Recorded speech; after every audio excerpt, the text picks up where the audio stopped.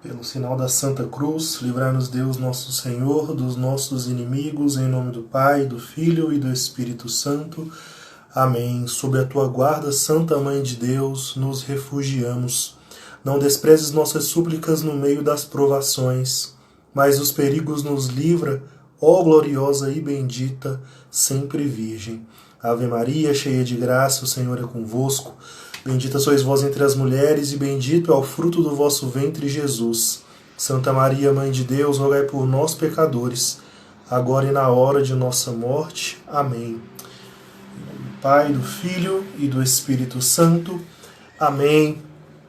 Meus irmãos, dando continuidade à nossa formação sobre a liturgia, nós já avançamos bastante, nós estamos já na reta final. Nós estamos agora falando sobre a Santa Missa em suas partes de forma explicada. Nós já passamos por alguma introdução ao espírito da liturgia, a como nós devemos nos portar na liturgia, qual é o espírito com o qual nós temos que participar da Santa Missa para colher melhor os frutos da liturgia. Nós passamos por várias introduções das Escrituras, explicações teológicas acerca dos fundamentos da liturgia. Nós passamos por escritos dos documentos papais, nós passamos pela encíclica Mediator Dei, passamos por algumas outras encíclicas, alguns outros documentos, e nós, na aula passada, falamos sobre a primeira parte da missa explicada. Nós fomos do sinal da cruz eu comecei a explicar o Kyrie, comecei a explicar o Kyrie e o ato penitencial. Então hoje nós vamos continuar a partir da explicação do ato penitencial e, consequentemente, o Kyrie eleison. Então eu não vou fazer novamente toda a introdução que nós já fizemos, né? As outras aulas estão aqui no nosso Instagram, caso você queira recordar essas aulas. Então nós já vamos iniciar para que nós consigamos avançar.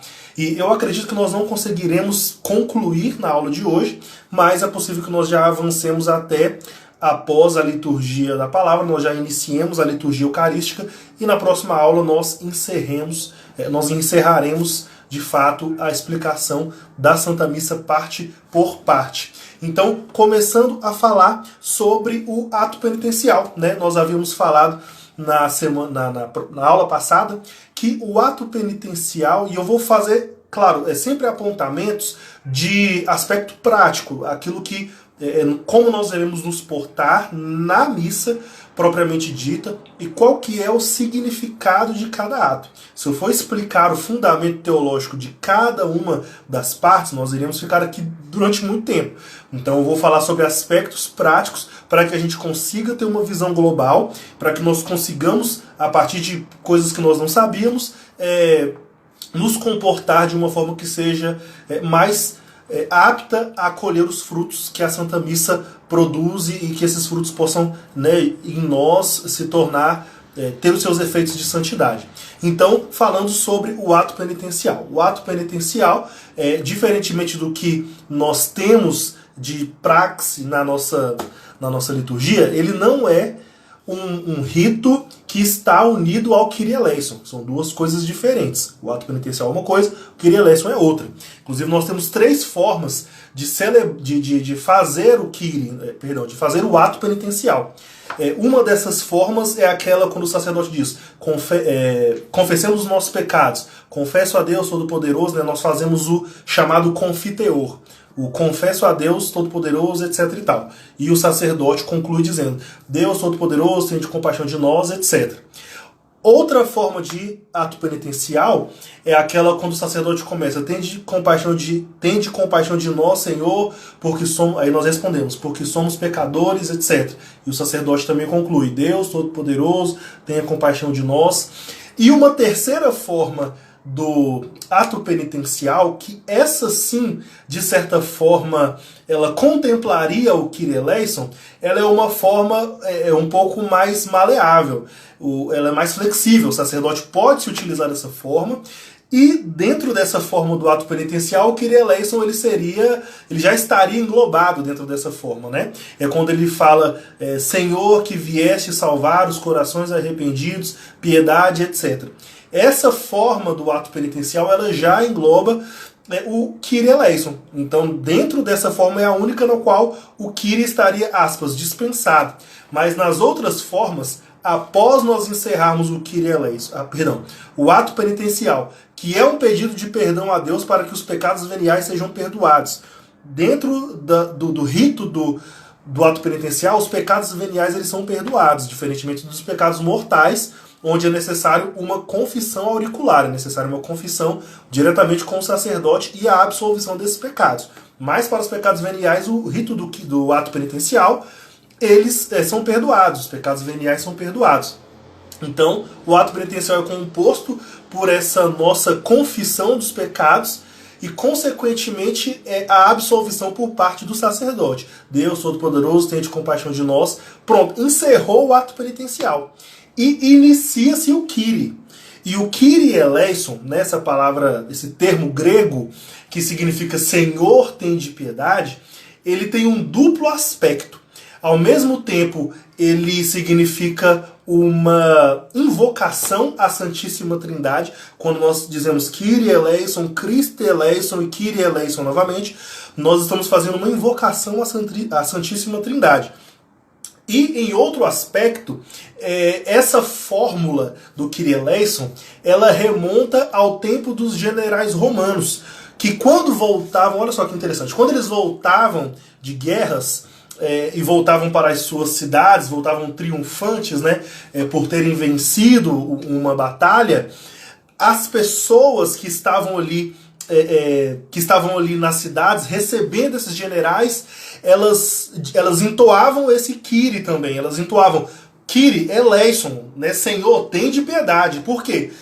Você está voltando com tanto poder, com tanta majestade, por ter vencido seus inimigos, que a sua majestade vai nos massacrar. Então tenha piedade de nós. Era uma entoação de um pedido de piedade para aplacar essa majestade, essa glória do general romano que voltava vitorioso de uma guerra, de uma conquista. Então o Kyrie eleison também tem esse sentido quando nós elevamos para o sentido espiritual, né? Nós pedimos que ele, ao mesmo tempo que vem após o ato penitencial, ele não é propriamente um rito penitencial, mas ele guarda um aspecto de semelhança, um aspecto de continuidade com o ato penitencial. Então ele é diferente do ato penitencial, como eu coloquei, mas ele não deixa de ser uma extensão. É uma extensão à Santíssima Trindade, a qual nós pedimos perdão e somos perdoados dos pecados veniais, e ao mesmo tempo é um hino para entoar e para aplacar a ira de Deus, né? Kyrie eleison, Senhor, tende piedade de nós, porque com a tua majestade e com a tua glória, nós seremos arrasados, então tende piedade de nós. Finalizando o Kyrie eleison, nós iniciamos o hino do Glória. E o hino do Glória, ele remonta provavelmente ao 3º século do cristianismo, né? Ao terceiro, já os primeiros cristãos das liturgias primitivas já entoavam esse hino do Glória. E ele é um hino de louvor também à Santíssima Trindade. Nós entoamos um hino ao Pai, ao Filho e ao Espírito Santo. E nós chamamos ele de hino angelical, justamente pelo fato de se iniciar com aquelas palavras com as quais os anjos proclamaram o nascimento de Cristo, né? Quando os anjos se encontram com os pastores e iam cantando glória a Deus nas alturas e paz na terra aos homens por ele amado, aos homens de boa vontade. Então esse hino remonta, as primeiras palavras do hino remonta justamente a esse cântico que os anjos entoaram no nascimento de Cristo. E nas liturgias primitivas era um hino que somente era entoado na celebração do Natal. Ali nas liturgias orientais que ele já começou a ser incorporado às liturgias matutinas, mas no primeiro momento ele era entoado somente no canto, esse canto só era entoado na noite de Natal. Então, justamente por representar esse canto dos anjos que cantavam proclamando o nascimento de Jesus Cristo, né? Falando sobre, propriamente, no ato da liturgia, é interessante nós notarmos que esse hino ele não pode ser substituído por algum outro canto que modifique a sua letra. A letra glória a Deus nas alturas e paz na terra aos homens por ele. Esse hino glória, ele não pode ser mudado. E nós vemos muitas vezes em algumas liturgias ele sendo mudado. Nós ouvimos outra música que não é as palavras exatas do glória. Por exemplo, tem uma música que é bem assim: glória ao Pai, Criador, glória a Ele com amor, glória ao Filho, Filho da luz, etc. Isso não é o glória. Isso não é o glória, isso é uma música modificada. Mas nós precisamos entoar o hino do glória no seu aspecto inteiro, com o inteiro teor da letra, porque nós não devemos, como eu havia explicado já em algumas aulas passadas, os ministros de música precisam entender que a Santa Missa ela é uma oração, ela é uma ação e é uma oração. Então a missa, nós não devemos, os ministros de músicas não devem cantar na missa, mas eles devem cantar a missa, porque a missa, como eu disse, é uma oração e ela pode ser recitada. A missa é uma oração que pode ser recitada, falada, ou ela pode ser cantada. Então, cantar a missa é cantar aquilo que seria recitado. E não inventar uma música para substituir as orações próprias da missa. Então, quando você escutar um hino do glória, oh, glória, glória a Deus nas alturas, venha a nós a sua paz. Isso aí não é o glória. É uma coisa que está sendo mudada. Então nós precisamos estar muito atentos, porque isso é um abuso litúrgico. Ainda que em nosso coração, nós interiormente rezemos o glória. Você está ali escutando a música, mas você pode interiormente rezar o glória, porque o glória é uma oração à Santíssima Trindade. Eu havia repetido já ao longo de todas essas explicações, desde a primeira aula, que nós devemos participar da Santa Missa com um espírito de fato contrito, para que nós possamos colher melhor os frutos da Santa Missa. Nós precisamos participar de modo em que nós sejamos transformados por esse sacrifício que está sendo realizado. Porque em primeira e em última análise, é o próprio Cristo que está realizando esse ato. O ato do sacrifício que nos resgata do pecado e nos abre para a vida eterna. Então nós não podemos participar como se nós estivéssemos num programa de auditório, como se nós estivéssemos participando de um show, de uma festa. Nós precisamos de fato participar com o espírito sacrificial e com o espírito onde nós estejamos rendendo louvor e glória à Santíssima Trindade e oferecendo Cristo ao Pai como sacrifício que nos resgata. Então nós precisamos sempre ter isso em mente. Ainda que aconteçam abusos litúrgicos, aconteçam mudanças, como eu disse, no Glória, onde isso acontece muito, essa mudança de conteúdo da sua letra, nós devemos sempre participar com vistas à maior honra e glória de Cristo. Então nós precisamos fugir disso, fugir de cair nessa tentação de achar que a missa é um programa de auditório. Nós precisamos rezar a missa e os ministros precisam cantar a missa e não cantar na missa. Então, passando o Glória, nós temos a oração da coleta. E a oração da coleta, ela é uma oração onde o sacerdote vai reunir ali, o celebrante vai reunir e vai apresentar a Deus os votos de toda a Assembleia e vai unir a isso algum sentido que seja próprio do mistério que está sendo celebrado no dia. Então, a oração da coleta, que vem logo após o Glória, é justamente essa oração onde o sacerdote vai elevar a Deus aquilo que representa o espírito da missa do dia, juntamente com os votos de toda a Assembleia. Encerrada a oração da coleta, nós entramos propriamente na liturgia da palavra. E na liturgia da palavra nós iniciamos com a primeira leitura. No rito ordinário, que é o rito que nós celebramos a partir da reforma litúrgica, nós chamamos de Missa de Paulo VI, e aqui é interessante eu fazer um parênteses, que é o seguinte: eu sempre vou fazer apontamentos da liturgia no rito antigo e na liturgia do rito novo. Por quê? Porque a partir do momento em que o Papa Bento XVI ele escreveu o motu próprio Summorum Pontificum, É lícito hoje rezar-se tanto a missa nova, que nós chamamos de rito ordinário da missa, que é a missa que nós conhecemos, do dia que nós fomos habituados, né? Nós dessa geração crescemos com essa missa, mas também é lícito, é legítima a oração da missa que era rezada antes da reforma litúrgica, que nós chamamos de missa no rito extraordinário, ou a missa tridentina, ou a missa gregoriana, que remonta a Pio V. Então é lícito rezarmos essas duas formas. Então é bom eu fazer algumas pontuações para nós observarmos algumas mudanças que enriqueceram, de certa forma, alguns aspectos que enriqueciam a missa antiga, foram suprimidos no rito novo, enfim. É interessante, por exemplo, no ato penitencial. Existe uma forma de se rezar o ato penitencial, voltando rapidamente, que é a aspersão. É uma quarta forma do ato penitencial, né? Eu falei de 3, mas existe a quarta, que é a aspersão. Aí ela também suprime o Kyrie eleison. E a aspersão no rito antigo, ela era o primeiro ato realizado na missa. Inclusive, ele era realizado, o sacerdote não havia nem subido no altar ainda. Nós chamávamos de rito do asperges, porque nós rezamos, né, ainda rezamos uma oração, asperges me domine, aspergime com um ramo de hisopo, eu ficarei mais branco do que a neve, etc.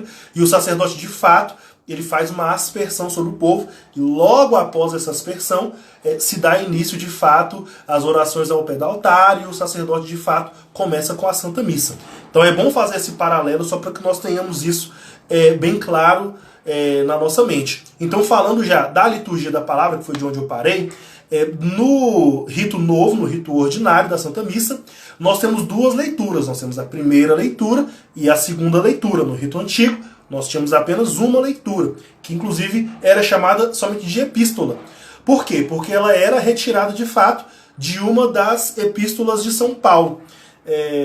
Então, no rito novo, nós temos que a primeira leitura geralmente é retirada de algum texto do Antigo Testamento. Já no rito antigo, era do Novo Testamento. Então, a primeira leitura e a liturgia da palavra em si, ela vai nos apresentar esse aspecto de Cristo presente na palavra e apto a nos edificar para que nós tenhamos uma vida santa. A liturgia da palavra serve ao mesmo tempo de catequese para nos formar e ao mesmo tempo de apresentação de Cristo como a realização das Escrituras. Toda a Escritura culmina em Cristo. Cristo é o centro, né? Como na leitura da carta aos Hebreus, né? Outrora o Pai falou ao mundo pelos profetas e na plenitude dos tempos falou através do seu próprio Filho, que é Cristo. Então Cristo é a plenitude da palavra, a plenitude das Escrituras. E a primeira e a segunda leitura vão representar justamente esse aspecto onde vai nos trazer Cristo na palavra. Então, após a primeira leitura, nós temos no rito novo chamado de salmo responsorial, que, como o próprio nome diz, é uma resposta à primeira leitura e é sempre extraída de um salmo. Eventualmente pode ser extraída, inclusive, de um outro texto que não seja o salmo, mas isso é algo realmente eventual. Ele é regra geral, regra generalíssima mesmo, é extraída de um salmo que vai dar algum sentido à primeira leitura. E é um salmo tendo como objetivo o nosso deleite espiritual e um preenchimento espiritual, de fato, daquilo que nós apreendemos através do intelecto na primeira leitura. É muito válido que nós, como eu tenho repetido ao longo de todas as aulas, nós precisamos participar da Santa Missa com uma concentração e com um espírito apto a colher melhor os frutos da Santa Missa. Nós precisamos nos concentrar, apesar de vivermos em um mundo de dissipações e de distrações. Nós estamos o tempo inteiro submetidos a distrações que nos tiram o foco. Mas é muito necessário que nós, ao adentrarmos a Santa Missa, peçamos a Deus isso. É o dom da concentração, né? Inclusive existe uma oração a São José na qual nós pedimos isso, o dom da perene concentração, porque é muito fácil nós nos dissiparmos. E muitas das vezes, eu, por exemplo, vou dar aqui um relato pessoal. É interessante fazer esse tipo de relato porque nós vamos aqui conversando, né? Para que vocês também possam trazer a experiência de vocês. Mas como eu tenho o hábito de participar tanto do rito novo quanto do rito antigo da Santa Missa, esse ponto do salmo responsorial, que na liturgia antiga é chamada de gradual, ela chama de gradual. Esse salmo seria correspondente ao chamado gradual. E o gradual, quando eu participo de uma missa que é cantada, ou seja, ao invés de a missa ser recitada, ela é cantada, o gradual é, para mim, a parte mais emocionante da missa. E eu costumo dizer que a melodia com a qual ela é cantada, uma melodia em canto gregoriano, com o gradual, que é retirado, obviamente, dos salmos, e tem uma mensagem profunda, quando ela é cantada justamente nessa melodia, e através de todo o aspecto estético que a missa proporciona, eu falo que se Deus permitir que eu vá para o céu, quando eu for recepcionado no céu, eu gostaria de ser recepcionado com uma melodia do gradual cantado da missa tridentina. Porque eu realmente fico extremamente tocado, é um momento de extremo deleite espiritual, o momento do gradual. Ou seja, após a leitura, no caso da missa tridentina, a primeira e única leitura é feito o gradual. Esse gradual que se une ao Aleluia, que é o canto que nós entoamos antes da aclamação do Evangelho, que no rito novo, na verdade, ele é após a segunda leitura, não é? Porque existem duas leituras. O gradual e o Aleluia, eles são de uma beleza, de um arrebatamento espiritual magnífico. É algo que realmente toca o meu coração. E às vezes eu vou na missa nova e o que eu percebo é que o salmo responsorial, da forma como muitas vezes é cantado, algumas pessoas sequer estão prestando atenção. E elas sequer conseguem extrair os frutos daquele momento que é tão proveitoso para a nossa alma. Então por isso que eu tenho repetido ao longo de todas essas aulas, nós precisamos participar da Santa Missa com o espírito de proveito. Nós precisamos tirar proveito da Santa Missa, porque ela é de um enriquecimento espiritual como nenhuma outra oração é capaz, porque ali nós estamos na oração que vai nos dar a própria carne e sangue de Cristo. E os outros aspectos da liturgia nos ajudam a nos preparar para esse momento, onde nós vamos selar a nossa aliança com Deus, comendo da carne do Cordeiro. Então, das próximas vezes em que vocês participarem, tirem proveito, porque o Salmo Responsorial tem justamente essa proposta de tornar-se um momento de deleite espiritual para que nós, através daquela palavra que nós assentimos com o intelecto, possa de fato se assentar no nosso coração e nos transformar. Enfim, a segunda leitura, ela geralmente é retirada de um texto do Novo Testamento, ao passo que a primeira leitura é retirada do Antigo Testamento. Após a segunda leitura, nós entoamos o cântico do Aleluia. O Aleluia é um canto de júbilo porque nós iremos escutar o Santo Evangelho. Nós que somos privilegiados, agraciados, como o próprio Jesus disse, né? Quando ele estava em debate com os fariseus, e os fariseus eles estavam falando que eles têm por pai Abraão, e Jesus diz assim: Abraão viu o meu dia e exultou. Ou seja, esses profetas e patriarcas do Antigo Testamento, eles não tiveram o que nós temos, que é a plena revelação de Deus em Jesus Cristo. Então nós devemos realmente exultar por nós estarmos em uma era onde nós já tivemos o anúncio do Evangelho, onde Cristo já se encarnou e nós temos Cristo. Nós temos a boa nova do Evangelho, nós estamos no tempo da graça, no tempo em que Deus se permite alcançar. Então nós temos que, de fato, entoar o Aleluia com júbilo, com alegria. E, em termos práticos, o Aleluia, ele também não deveria ter a sua estrutura alterada. E que estrutura é essa? A palavra aleluia deve ser entoada e deve ser unida ao que é chamado pelos liturgistas de versículo. Esse versículo pode ser um versículo dos Salmos, pode ser um versículo, algum versículo das Escrituras, que façam uma apresentação, que façam uma preparação para o evangelho que vai ser aclamado. Então, o aleluia, ele precisa ser acompanhado da palavra aleluia e desse versículo. Mas muitas vezes nós também temos nas nossas liturgias uma troca, colocada outra coisa no lugar disso. O exemplo clássico, pelo menos assim, de missas que eu já participei, quando cantam, por exemplo, aquela música Fala Senhor, preciso ouvir tua voz, eis aqui o teu servo, etc. Essa música em momento algum fala a palavra aleluia. Ainda que ela faça uma remissão à palavra de Deus, ela também não faz uma preparação de fato para o evangelho. E o aleluia, ele deve ser exatamente isso. Aleluia e um versículo que prepare o evangelho. Então, seria também um abuso litúrgico, ou seja, essa retirada dessa estrutura. Por isso que, como eu havia falado na missa antiga, o gradual, que é o correspondente ao salmo responsorial, ele já vem acompanhado, já vem unido ao aleluia. É o gradual e aleluia, juntamente.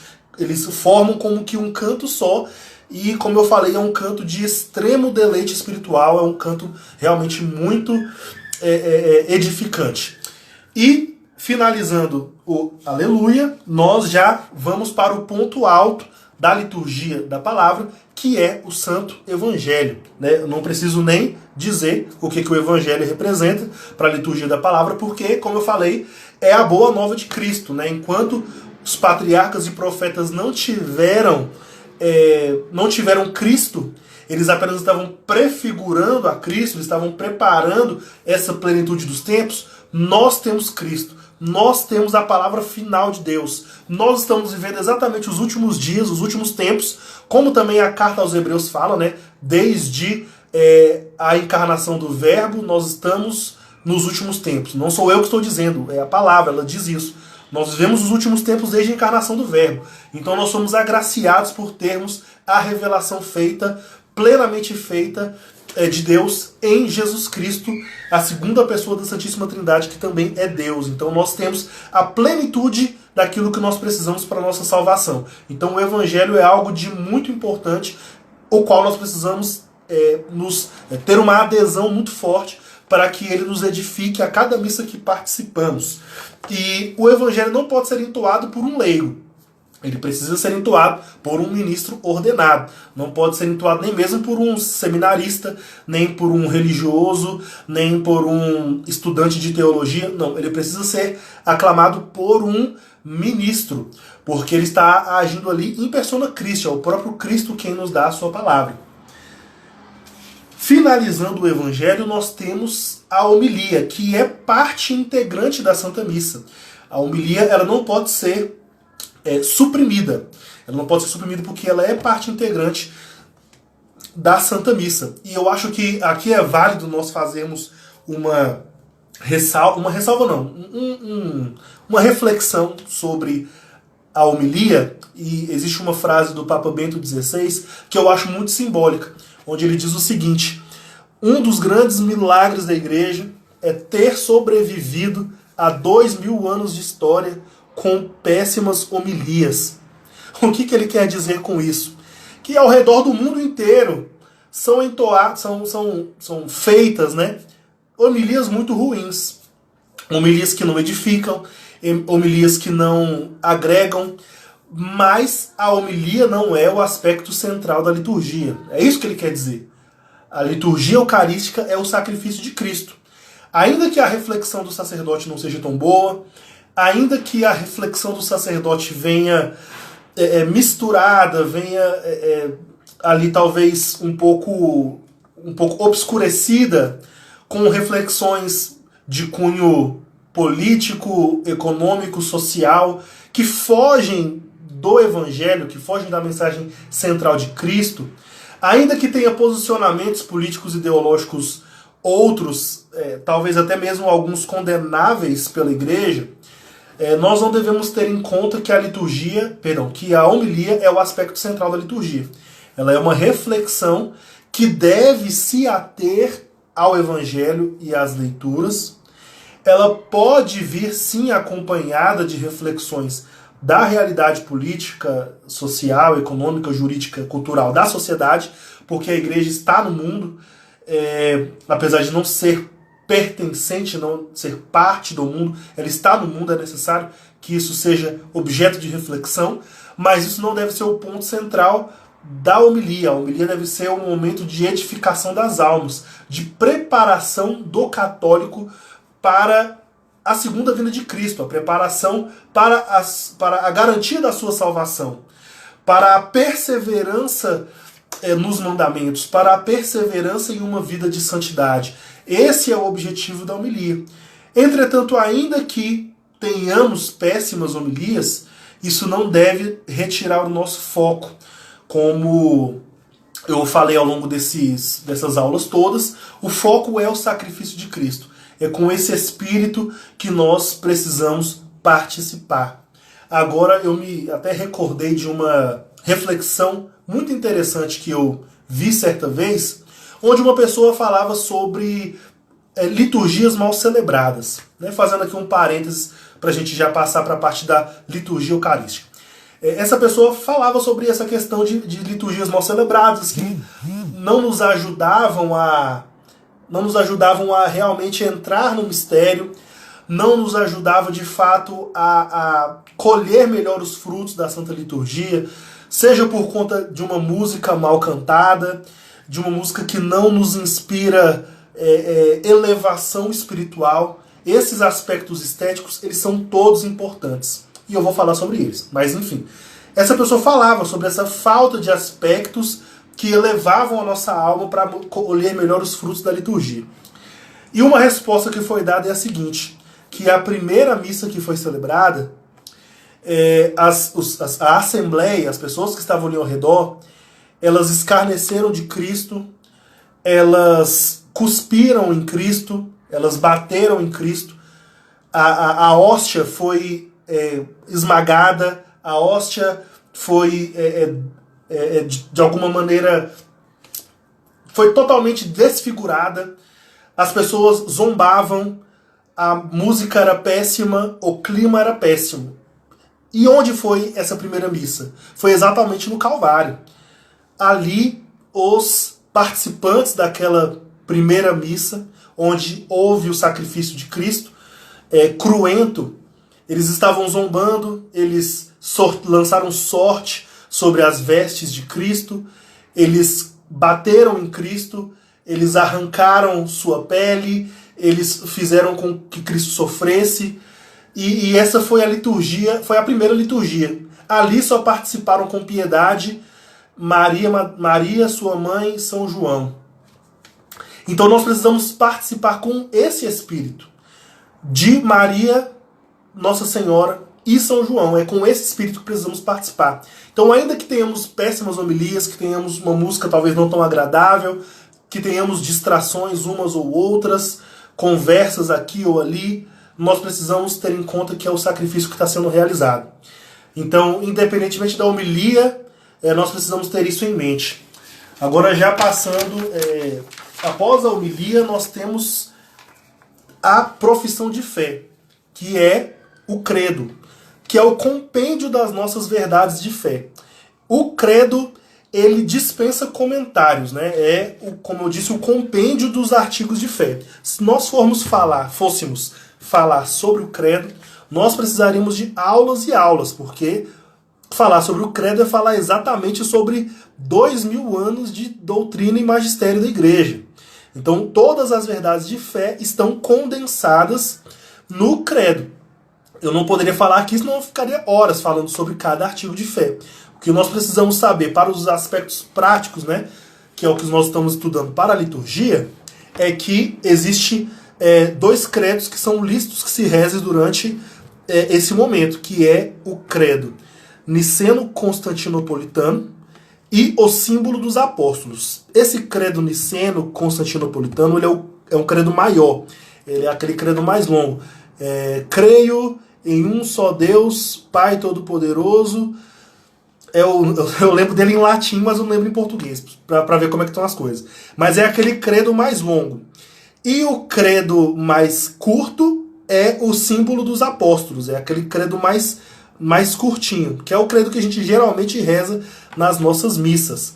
E é interessante uma informação, um dado, né, que é colocado pelos liturgistas, é que esse credo mais curto, o símbolo dos apóstolos, ele contém 12 proposições, né? Ele contém 12 artigos de fé, e ele remonta ao ensinamento de cada um dos 12 apóstolos. É como se cada um, quando ele foi composto, e o credo também, ele é um artigo de fé que é rezado desde as primeiras liturgias, desde do cristianismo primitivo e até hoje, né, justamente comprovando essa origem desde os tempos apostólicos da Santa Missa. Ele é rezado desde aquela época. E o credo é o símbolo dos apóstolos, que é o menor. Cada proposição foi dada por um dos apóstolos e eles condensaram nesse credo, e é o credo que nós rezamos até hoje. Isso é muito interessante. E o outro credo é o credo mais longo, né? E que também, obviamente, não precisa nem repetir, assim como no Glória, ele precisa ser entoado na sua integridade. Ele não pode ser mudado, não pode ter palavras que destoem daquilo que foi colocado ao longo de 2000 anos de construção do magistério e da doutrina da igreja. É o compêndio da nossa fé. Se você quer entender a fé católica, você vai cair necessariamente em todos os artigos de fé do credo. Eu não vou falar sobre isso, poderíamos, claro, em outra oportunidade falar sobre ele, porque levaria muito tempo para poder explicar cada um dos artigos de fé. E após o credo, após a profissão de fé, nós temos a oração dos fiéis. E a oração dos fiéis, ela é uma oração onde nós vamos elevar a Deus orações que estão centradas em 4 pilares. O primeiro pilar é pelas necessidades da igreja como um todo. O segundo pilar, pelos poderes públicos e pela salvação do mundo. O terceiro pilar, por qualquer um que sofre de necessidades, de dificuldades. E, por fim, o último pilar é pelas necessidades da comunidade local. Então, a oração dos fiéis, rezada justamente após o credo, ela é arquitetada, ela é montada em cima desses 4 pilares, né? Pela igreja, pelo poder público, pelas necessidades dos que sofrem, pelas nossas necessidades das comunidades locais. Encerrando a oração dos fiéis, nós entramos na liturgia eucarística. E a liturgia eucarística, ela é a parte sacrificial propriamente dita da Santa Missa. Ela é o coração da Santa Missa. A liturgia eucarística, ao passo que a liturgia da palavra, ela nos instrui a uma vida santa, ela é uma preparação para que nós nos preparemos para uma santificação pessoal, nos enriqueçamos com a palavra das Escrituras, daquelas que preparavam a vinda de Cristo, e com as próprias palavras do Evangelho que edificam nossas vidas. A liturgia eucarística, ao passo que a liturgia da palavra faz isso, a liturgia eucarística nos alimenta da carne e do sangue do próprio Cristo. Então a liturgia eucarística, ela possui um caráter central na Santa Missa, e é um caráter que não pode ser negligenciado. É um caráter que, por exemplo, fazendo uma comparação, né, como eu sempre fiz aqui, dos ritos, o rito novo da Santa Missa, ela dá mais espaço à liturgia da palavra, ela toma mais tempo, tempo que eu falo em minutos mesmo, né, da Santa Missa, enquanto a liturgia eucarística, ela foi de certa forma até reduzida. Muitas das orações da liturgia eucarística foram suprimidas no rito novo, e eram orações que também, de fato, preparavam nossa alma para que nós tivéssemos um maior proveito dos frutos da Santa Missa, mas isso é uma discussão para um outro momento também. Mas a liturgia eucarística, então, é esse coração da Santa Missa. É onde, de fato, o sacerdote vai oferecer a Cristo pela salvação das almas e vai nos entregar seu corpo e seu sangue para que nós possamos comer e beber deste corpo e deste sangue. E a liturgia eucarística, ela se inicia com o ofertório, com a apresentação dos dons, com o ofertório, que não é e isso é interessante também nós determos um pouquinho nessa parte, porque nós temos uma impressão geral, eu vou falar aqui da minha experiência, né? Nós temos uma impressão geral, quando nós participamos da Santa Missa, de que essa primeira parte do ofertório é quase que como um intervalo. Nós estamos ali concentrados nas leituras, estamos concentrados no Evangelho, estamos concentrados na homilia, e aí quando entra o ofertório parece que a gente dá uma desligada, parece que fica um vácuo, fica um espaço em branco, parece um intervalo de escola, fica um intervalo em branco, a gente fica meio que viajando, nós ficamos dispersos, sendo que essa apresentação das ofertas, a apresentação dos dons, o ofertório, quando os dons são entregues para que o sacerdote os receba para a futura consagração, os liturgistas associam essa oferta ao próprio momento em que Cristo estava sendo entregue aos sumos sacerdotes e a Pôncio Pilatos para o seu sacrifício. Então esse momento ele possui uma profundidade espiritual gigantesca.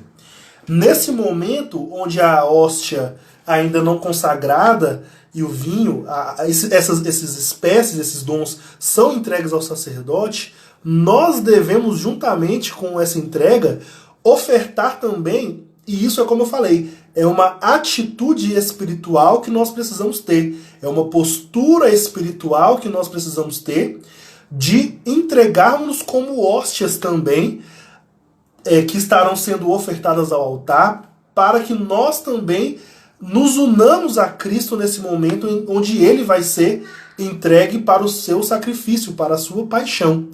Mas, geralmente, nós participamos e cria um vácuo, cria um espaço em branco, como que um intervalo, onde geralmente isso é algo ainda mais perigoso.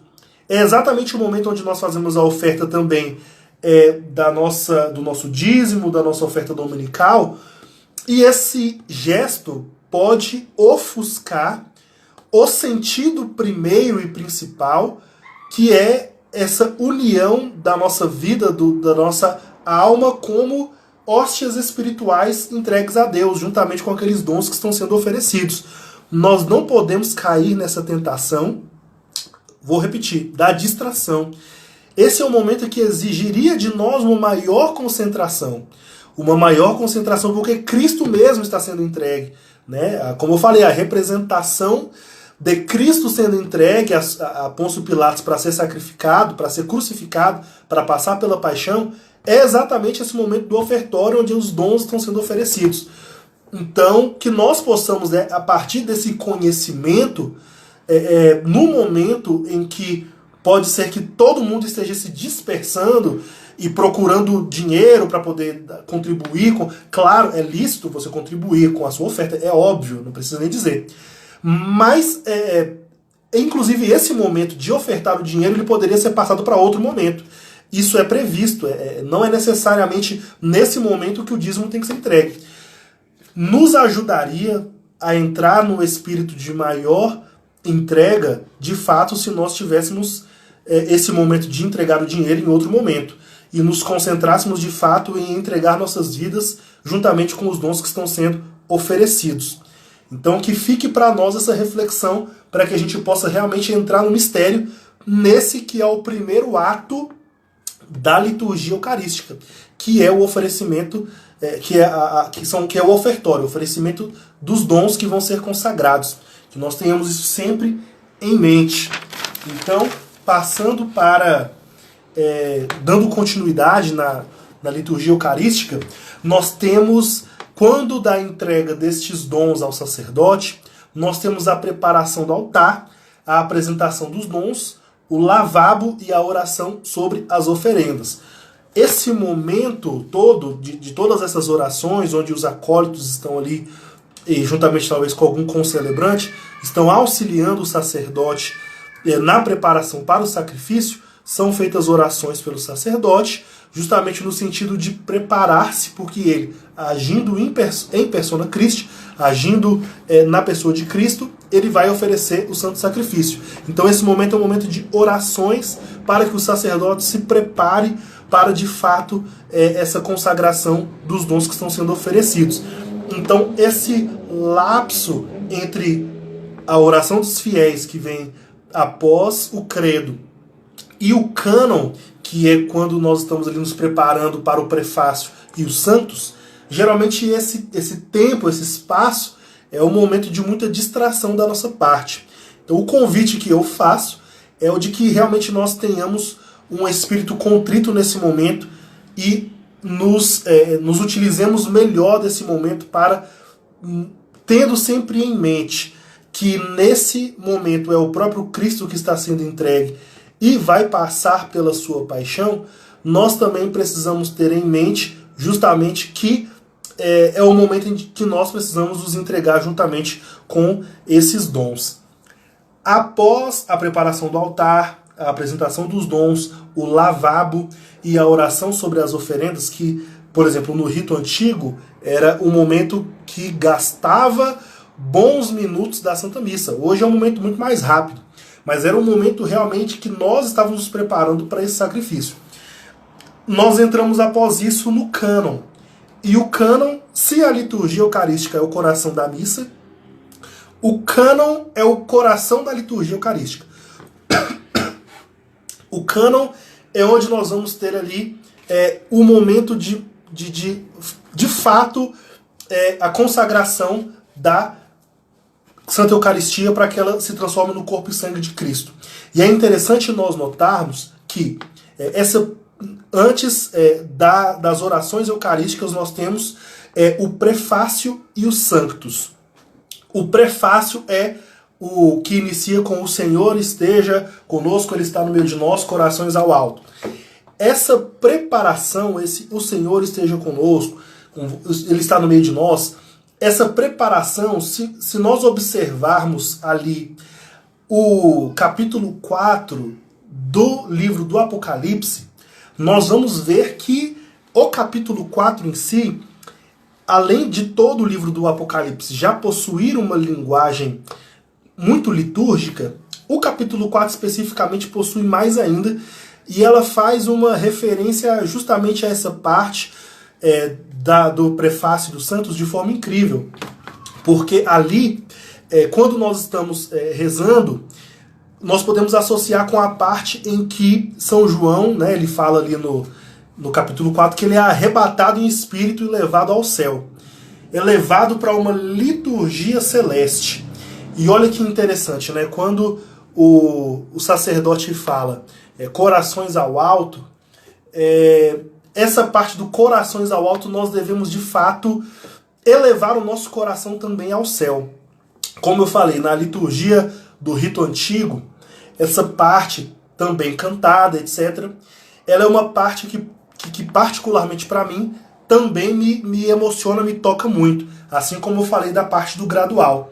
Porque quando o sacerdote entoa o sursum corda, quando ele fala corações ao alto, sursum corda, e ele vai recitando ali na melodia do canto gregoriano, é como se de fato o seu coração estivesse sendo arrancado do peito e estivesse subindo para o céu, porque é uma sensação realmente celestial, é uma parte que realmente nós precisamos sair nós precisamos sair dos nossos sentidos materiais e adentrar numa outra realidade, uma realidade celeste, porque nós vamos participar a partir desse momento de uma liturgia celeste. E é algo muito fantástico, porque esse corações ao alto, nós estamos de fato subindo aos céus, e quando São João relata que foi arrebatado em espírito, ali no capítulo 4 do Apocalipse, quando ele se depara, ele vê que ele está ali na presença dos anjos e dos santos,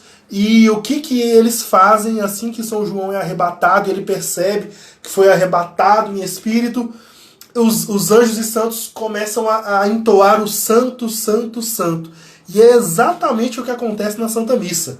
O prefácio vem, e o Senhor esteja convosco, e com seu espírito, sursum corda, corações ao alto, nós já o temos para o Senhor, ou seja, nós já estamos nessa realidade do céu. e o sacerdote faz uma oração e logo em seguida introduz os santos. É o capítulo 4 do Apocalipse. Nós estamos ali na liturgia celeste. Então, nós também não podemos, assim como eu falei, né, a aula inteira, que nós não podemos nos dispersar, nós precisamos nos concentrar em cada parte da missa, porque cada parte vai ter uma riqueza ímpar. Cada parte vai nos trazer um simbolismo ímpar. E essa parte do corações ao alto, e logo após nós já estamos com os anjos entoando Santo, Santo, Santo, Senhor Deus do Universo, é algo realmente fantástico. Então, após nós entoarmos os santos, né, nós entramos de fato na liturgia, nas orações eucarísticas. E são orações que, na liturgia antiga, o sacerdote fazia todas em silêncio. E hoje, nós na missa nova, na liturgia nova, nós fazemos um diálogo, né? O sacerdote entoa as orações e nós fazemos as respostas. Inclusive, existe uma explicação, né, teológica, que é uma figura muito interessante, uma imagem muito interessante dessas orações eucarísticas que eram feitas em silêncio, que elas representavam como que quando Moisés adentrava a montanha, quando ele subia a montanha para falar com Deus, e ele sumia no meio das nuvens, é como que quando o sacerdote sobe ao altar para fazer as orações eucarísticas, ele também entrasse nessa nuvem para poder falar com Deus. Então existe todo um simbolismo profundo também na liturgia do rito antigo, simbolizando justamente essas orações que são feitas em silêncio, né? Então também é uma parte muito rica da liturgia eucarística, justamente porque vai ser o centro da oração eucarística, que existem várias orações eucarísticas que o sacerdote pode utilizar. No centro dessa oração eucarística vai ter exatamente o momento da consagração. Mas falando sobre essas orações, apesar de elas serem várias, elas possuem algo em comum, né? Todas essas orações, elas possuem algo em comum, que é o seguinte: todas as orações possuem uma epiclese, que é quando o sacerdote impõe as mãos sobre as oferendas, sobre as dádivas, e invoca o Espírito Santo. Esse é um momento muito profundo, porque ali é de fato o céu se unindo à terra. Porque é exatamente no momento em que o Espírito e a palavra, eles transformam aquelas espécies de pão e vinho no corpo e no sangue de Cristo, né, que vai vir justamente com a narrativa da instituição e a consagração. Então a imposição das mãos do sacerdote é um momento espiritual muito profundo. E que, por exemplo, nas liturgias do Oriente, é um momento que ele é todo ornado de muito simbolismo, porque de fato, quando o sacerdote está ali agindo em persona Christi, porque agora ele já não fala em nome dele, o sacerdote agora ele já fala agindo na pessoa de Cristo. É ele quem está consagrando o corpo e o sangue. Então, após essa epiclese, que é quando o sacerdote impõe as mãos sobre as espécies, nós temos a narrativa da instituição. Todos esses pontos que eu vou narrar são pontos que têm em comum nessas orações eucarísticas todas que o sacerdote pode entoar nesse momento, né? Então, nesse momento da narrativa da instituição, é esse momento onde a palavra e o Espírito vão transformar as espécies consagradas na carne e no sangue de Jesus. É onde vai ser realizado aquilo que, para nós católicos, os evangelhos representam, o que o Êxodo 12 representou para os judeus. Ali, no Êxodo 12, onde foi realizada aquela aliança na saída dos judeus do Egito, para nós o Evangelho, quando Cristo faz o relato da instituição da Eucaristia, para nós é o momento onde a nova aliança está sendo realizada. Então, as palavras que Cristo entoa no momento da instituição, que é justamente o momento em que o próprio sacerdote também consagra as espécies para se transformar no corpo e no sangue, essas palavras, elas ocasionam aquilo que elas representam. O que significa? Aquilo que está sendo falado está sendo de verdade realizado, assim como é com os outros sacramentos. Eles representam de fato aquilo que eles simbolizam. A graça que está sendo operada realmente é a graça que está sendo dita. Quando o sacerdote impõe as mãos e diz, quando o sacerdote levanta as espécies e diz, esse é o corpo, este é o sangue, de fato ali estão o corpo e o sangue, porque agindo em persona Christi, ele está realizando aquilo que essas palavras representam. E o próprio Cristo disse na última ceia, né? Ele não disse, leiam isto em memória de mim. Ele não disse, escrevam isso em memória de mim. Ele disse, fazei isso em memória de mim. Ou seja, realizem isso em memória de mim. O sacerdote agindo em persona Christi, ele está de fato consagrando e transformando as espécies no corpo e no sangue de Cristo. Então, esse momento da narrativa da instituição e da consagração é o coração das orações eucarísticas. É seguida pelo memento, o que nós chamamos também de memorial. Esse memorial, ele é uma parte que vem após, né, essa consagração, e é onde nós fazemos, onde o sacerdote faz, agindo em persona Christi, uma lembrança dessa aliança. E ele vai falando sobre justamente essa aliança que é feita. Num primeiro momento foi feita com os judeus e agora é feita por Jesus Cristo de uma vez por todas, não é? E após o memento é feito um oferecimento, onde o sacerdote faz, em memória do Filho, uma paixão oferecida ao Pai.